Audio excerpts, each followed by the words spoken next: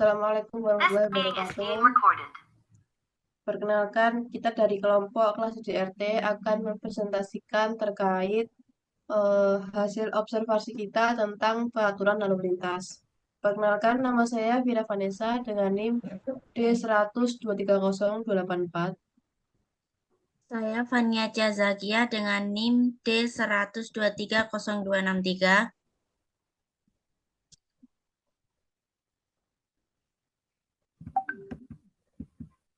Saya Dinda Erli Utami Sugiyarto D10230-279. Saya Nadia Alfi Kurniasi dengan NIM D10230-274. Saya Aprilia Febriani dengan NIM D100-230-255. Saya Kiara Renita Nurhasana dengan NIM D100-230-273.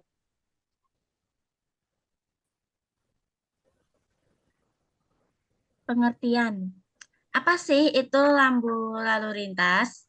Lampu lalu lintas adalah tanda-tanda yang ditempatkan di sepanjang jalan yang memberikan informasi, peringatan, atau instruksi kepada pengguna jalan. Fungsinya adalah untuk mengarahkan dan mengatur perilaku pengendara agar sesuai dengan peraturan yang berlaku. Tahap apa yang kita lakukan saat melakukan observasi? Observasi dapat dilakukan dengan memantau lalu lintas di lokasi tertentu dan mencatat perilaku pengendara seperti kepatuhan terhadap lampu lalu lintas, pengguna helm bagi pengendara sepeda motor, dan penggunaan sabuk pengaman. Data yang dikumpulkan bisa dianalisis untuk mengevaluasi tingkat kepatuhan dan menentukan langkah-langkah perbaikan.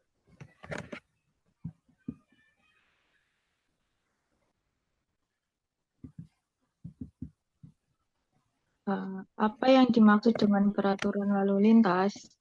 Peraturan lalu lintas adalah seperangkat aturan yang dibuat oleh pemerintah atau otoritas terkait yang bertujuan untuk mengatur dan mengendalikan lalu lintas kendaraan dan pejalan kaki di jalan raya.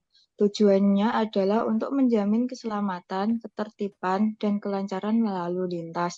Mengapa penting untuk mematuhi peraturan lalu lintas? Mematuhi peraturan lalu lintas penting karena dapat mencegah kecelakaan, mengurangi kemacetan, dan memastikan keselamatan bagi semua pengguna jalan. Peraturan ini juga membantu menjaga ketertiban di jalan raya.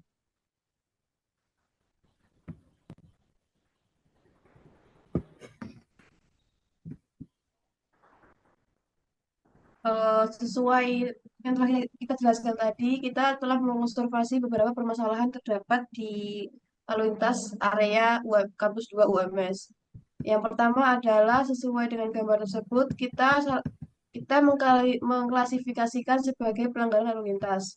Aturan yang mengatur peraturan tersebut terdapat pada Undang-Undang Nomor 22 Tahun 2009 tentang Lalu Lintas dan Angkutan Jalan atau UU LLAJ Pasal 106 Ayat 9. Yang kedua, Undang-Undang Nomor 2 Tahun 2009 Pasal 291 Ayat 1. Hasil observasi yang kita dapatkan adalah terjadinya overload atau kelebihan kapasitas muatan yang seharusnya motor ditumpangi oleh 2 orang. Di gambar tersebut ditumpangi oleh 3 orang. Dan yang kedua, tidak memakai helm saat berkendara. Tindak lanjut yang kita lakukan adalah berdasarkan undang-undang yang ditetapkan, yaitu melarang pengendara sepeda motor membawa penumpang lebih dari 1 orang. Dan penggunaan helm saat naik motor wajib. Denda untuk pelanggaran ini dapat mencapai 250.000 atau kurungan maksimal 1 bulan. Tindak lanjutnya adalah diperlukan edukasi dan sosialisasi serta penindakan tegas terkait pelanggaran tersebut.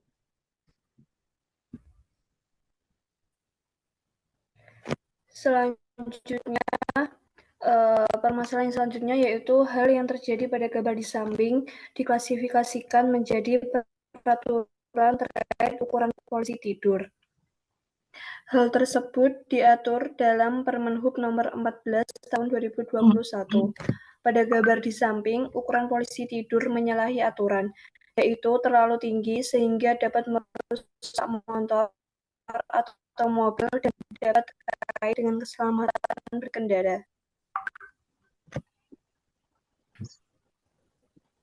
Tindak lanjut yang dapat kita lakukan diantaranya pada gambar di samping merombak posisi tidur agar sesuai aturan dan agar semua ukuran tidur.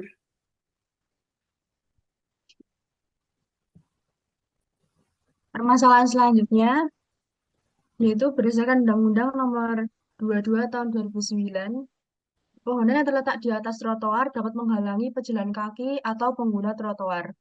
Maka dari itu, tindak lanjut yang dapat kita lakukan adalah jika memungkinkan dan diperlukan, memindahkan pohon ke lokasi lain yang tidak mengganggu lalu lintas pejalan kaki.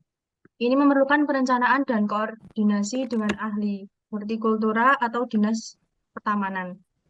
Melakukan perbaikan atau perluasan trotoar untuk menciptakan jalur yang cukup lebar di sekitar pohon, memungkinkan pejalan kaki untuk melewati dengan nyaman.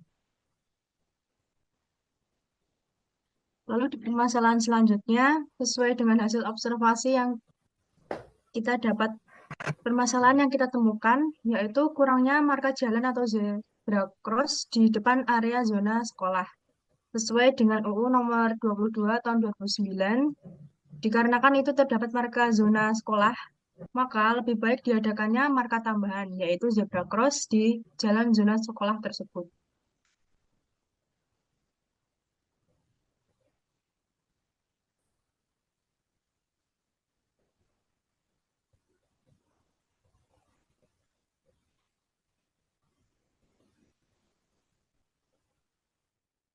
Lalu permasalahan terakhir adalah sesuai dengan itu kelebihan muatan kapasitas motor. Undang-Undang Nomor 22 Tahun 2009 tentang lalu lintas dan angkutan jalan atau UU LLAJ pasal 106 ayat 9 melarang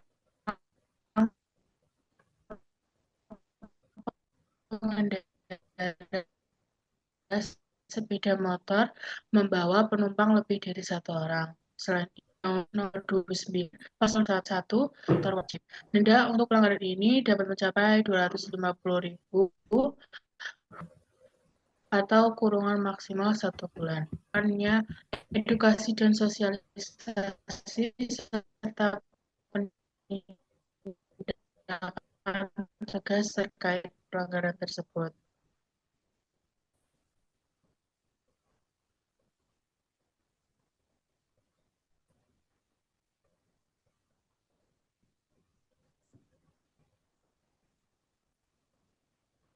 Jika melanggar peraturan lalu lintas, yaitu dapat bervariasi tergantung pada jenis pelanggaran, mulai dari denda, penahanan kendaraan, hingga pencabutan izin mengemudi. Pelanggaran berat yang menyebabkan kecelakaan bisa dikenakan hukuman penjara. Kesadaran tentang berkendara dapat ditingkatkan melalui pendidikan dan sosialisasi, kampanye keselamatan di media, pelatihan dan seminar, serta penerapan hukum yang tegas. Inisiatif seperti program edukasi di sekolah dan komunitas juga bisa sangat efektif. Selain itu, dan aplikasi pelaporan pelanggaran dapat membantu memantau dan menegakkan peraturan lalu lintas secara lebih efektif. Teknologi juga bisa digunakan untuk mengumpulkan data lalu lintas yang dapat digunakan untuk analisis dan perbaikan sistem lalu lintas. Baik, cukup sekian presentasi dari kelompok kami. Jika ada salah kata, mohon dimaafkan. Wassalamualaikum warahmatullahi wabarakatuh.